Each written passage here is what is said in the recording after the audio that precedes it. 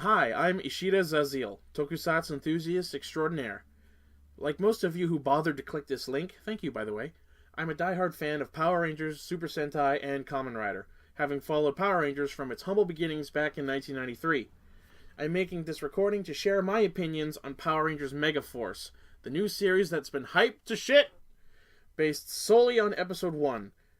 You know why? Because this is the episode series like these are supposed to hook us with. If you mostly enjoyed MegaForce Episode 1 or MegaForce in general, chances are you're not going to like what I'm about to say, so I won't blame you if you close this file now and leave. Still here? Good. Alright, so, before I get started, just a little disclaimer. All of the opinions I'm about to share are based solely on what is original to the English series. I am not going to make any comments on anything that actually came from Castranger, because Castranger is an interesting series. I might actually watch it sometime. I have friends who love the series, so I'm not going to share any negative opinions, or rather any opinions rather, on the Castranger content itself. I'm purely going to comment on what is original to MegaForce. Let's start off with the Rangers themselves. Noah, the Blue Ranger. He's supposed to be the smart one. He's supposed to be the one who's a tribute to Billy from MMPR. Ironically enough, he's the dumbest one. This is the character who thinks robots are a living species.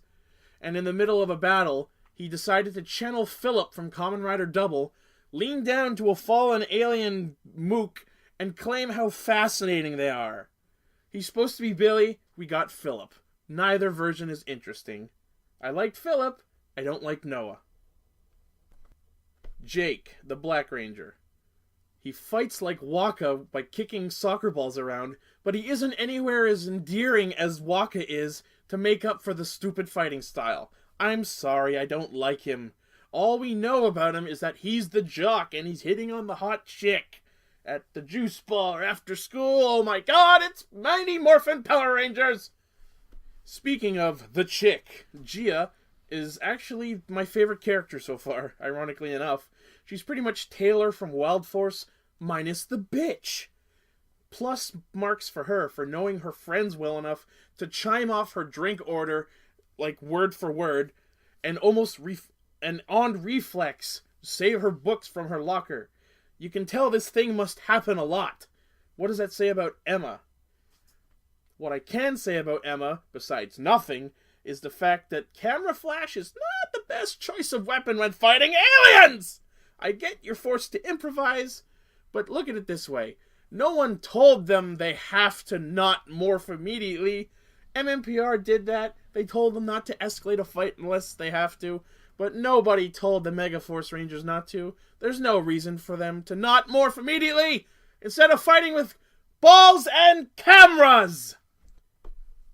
And what is there to be said about the leader, Troy, the red MegaForce Ranger? He's the most soulless, emotionally void, fucking boring character in all of Power Rangers! Why is he the leader? Okay, calming down. Let's move on to my thoughts on the opening sequence. Pretty much the same as Samurai. It's a rehash of the MMPR theme again! The first title call out they do, and which is I guess is at the front and the end of the opening sequence, kind of rings of Lost Galaxy if you think about it. I found that hilarious, but it's gonna get annoying. Oh, and of course, saying the names of the characters during the opening is just as pointless and annoying as it was in Samurai. I mean, what, did they not do enough focus groups? Did nobody tell them that that was annoying? Fuck! We will learn the names of the characters by watching the show. We don't need it drilled into our heads every episode during the opening sequence! Okay, next, my opinions on the other characters besides the Rangers. First off, I'm gonna say the Indian bartender is a nice touch. Yes, Ernie's brain freeze is a reference to Ernie's juice bar from MMPR. I don't care. I like that Indian bartender. It's a nice variety. Especially since the show's no longer being filmed in New Zealand, so everyone's not sounding like they stepped out of a Lord of the Rings spin-off. Incoming transmission from the big giant head. Oh, I'm sorry, that's Gosei, Zordon Jr. What the fuck? that was so obviously shoehorned in. It's oddly convenient that he didn't mention the fact that Zordon died to destroy all evil in the universe. Maybe it's because it didn't fucking work. It was immediately retconned the very next episode, which was the first episode of Lost Galaxy. Tensu? Really? Fuck you guys. If you're gonna make Zordon Jr., at least name his Goofy Robot Beta or something. And why is he a Wally variant? Come on! You can do better! So, that's my thoughts on the characters and the opening sequences in general. Now let's move on to the actual plot of the episode.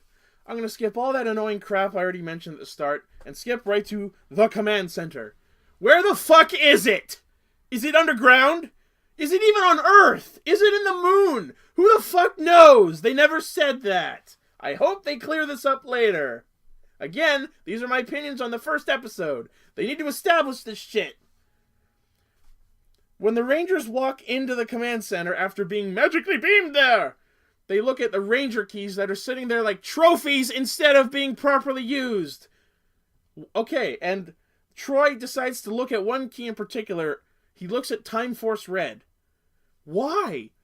They packed the series with enough Mighty Morphin references. Why wouldn't you just have him glaring blandly at the Mighty Morphin Red Ranger key? Or even the Samurai Red key, because we just finished that series. And what the fuck is with Gosei claiming to have taken a form familiar to humans? By that logic, he should have spawned as the fucking Hadyo Kids dork! Or Harley from Epic Mealtime! I don't care! At least then he'd be entertaining to look at! Gosei says he chose Emma because of her BMX biking skills. First, why the fuck does a magic head in a rock know what BMX biking is? And second, why is biking skill a qualification for being a Power Ranger?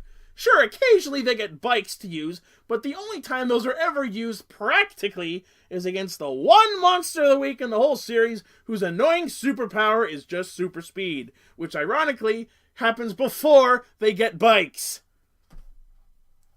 Gosei claims he chose Troy because of his purity of spirit and his discipline, which in layman's terms is his ability to be a soulless buzz-killing asshat who thinks leadership ability scales with how long he's been in town? Can someone explain this, please? Okay, this next one is a little nitpicky, but I know my fellow Ranger fans will be with me. All of the little Ranger terminals that they're looking at that show off their powers, they all glow their respective colors. Why the fuck is the Black Ranger's one glowing green? Typical fare for black color effects is to use purple. They do it in the same episode with other effects. Why the fuck is his terminal green?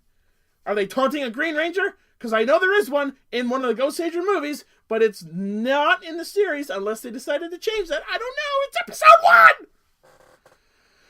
1! Oh, here's something interesting. If you pay attention during the Legend War sequence in his dream, you can definitely pick out some of the pre-Zeo Ranger / MMPR teams, but I love the fact that they decided to not put any of their keys in the command center trophy walls. Maybe they did and we just didn't see them. I don't fucking know. I wonder if the Gokaiger keys were there. That'd be interesting to find out.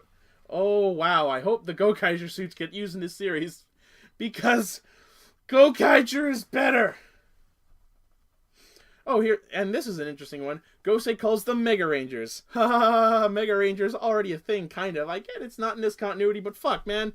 I get Mega's gonna be used a lot because they're MegaForce Rangers, but now what are they gonna call this? What are they gonna call the Super Forms or the Battleizers? Those are usually what they call the Mega Modes or whatever.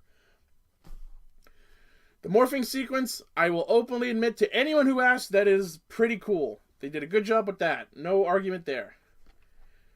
The motto for this phrase, Earth's defenders never surrender.